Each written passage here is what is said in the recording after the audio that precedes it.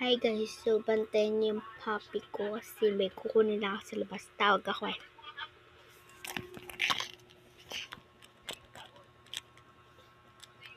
Diyan ka lang ha. Hinano ka ng video. Okay? Stay here. Okay ka na. Very good. Bye. 5 taon na rin anak natin.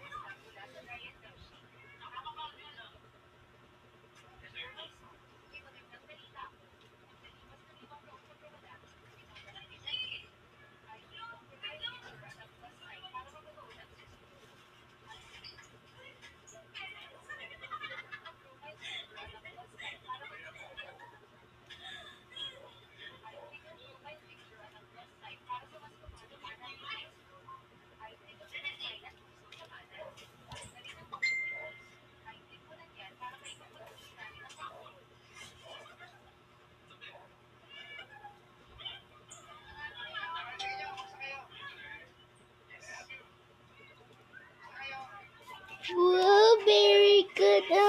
Sweetie ko. So, kukunin mo na yung food niya. So, bantayan niyo ulit siya. Kukunin ko na yung food niya.